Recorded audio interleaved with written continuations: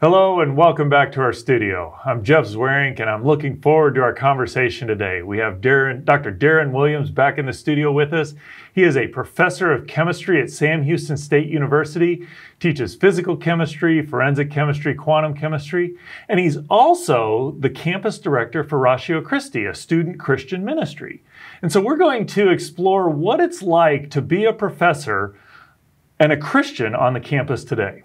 Darren, good to have you back in the studio. Great. So what is it like? How do you be a Christian and a professor on the college campus today? Yeah, I'm sure it varies by discipline and department and by campus. Mm-hmm. You know, we have a very welcoming campus, and you know, I teach chemistry, and so that's a field and a discipline that's focused on, you know, molecules and light interacting with matter and so on. It's not very politically charged at all.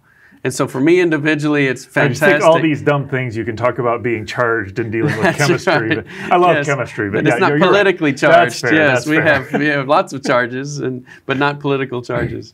So it's a blessing to teach in chemistry because, you know, I can maintain really a non-political discussion in class and a non-religious discussion in class. I mean, the state, I'm faithful to the state and to my university to teach what I'm asked to teach in the classroom.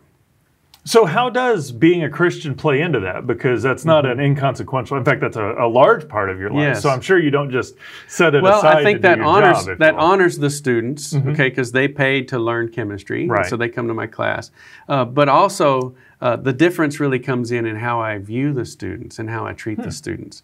And so typically, after the first exam, when many of the students in class did not do as well as they'd hoped, okay, they tend to want to avoid me in the hallway, right? Because they're embarrassed. They've made a poor grade. Yeah, not all of them. Right. Many of them made a poor grade. It's physical chemistry after all. You know, there's some poor grades. Right. And I feel sort of a barrier has gone up between us. And so I address the elephant in the room when I hand back the test. I say, you know, some of you are not going to be happy with your grade, and that's fine. You have, you know, various reasons for how you performed.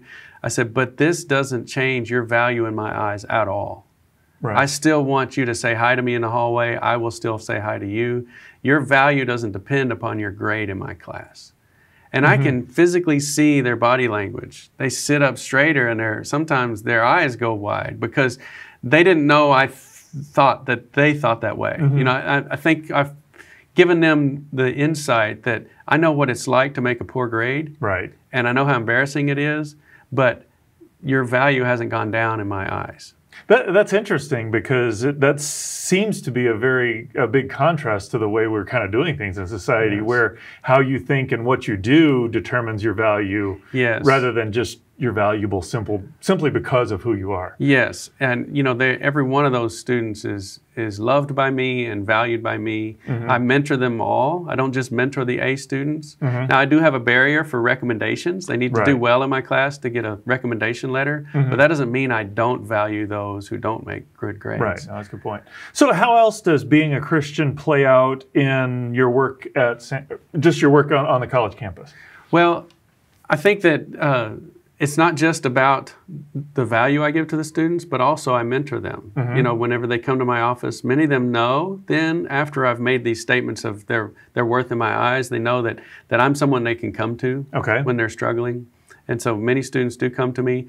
And then if they do want to engage and talk about my religious faith, that's where the ministry of Ratio Christi comes in. Right. And so I'm able to do part of my service as being faculty advisor for this Christian club. Every faculty member has 3 areas that are related to their job: research, obviously, and teaching, but also this component of service. And so I've chosen service to students to be the bulk of my area of service. So I've been faculty advisor for many different clubs on campus: the chemistry club, the Rotaract club, but my most consistent service has been to the Ratio Christi club. You know, I have found that as well, that in my professional career, that even my work at Reasons to Believe can play a part in my scientific career. Yes. And that actually surprises people at times. It's like, wow, how can you actually do something Christian and have that be part of a quote-unquote secular career? So exactly. How have you found that to play out? Has it worked well? Has it been... It's worked very well. I think, and it also has been this is sort of a plug for Ratio Christi.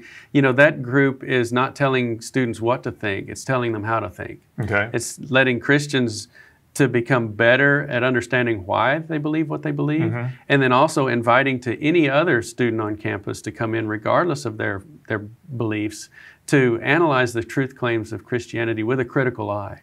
So this is a group that pulls out the evidence. We accept everybody to come in and have good discussions about philosophy, theology, science, all of the topics. So what's one piece of advice, if you could give one piece of advice to those people working on college campuses today, how can you demonstrate the love of Christ to those around? I think this idea of value, of that person that you're talking to has value in your eyes, and that changes how you interact with them.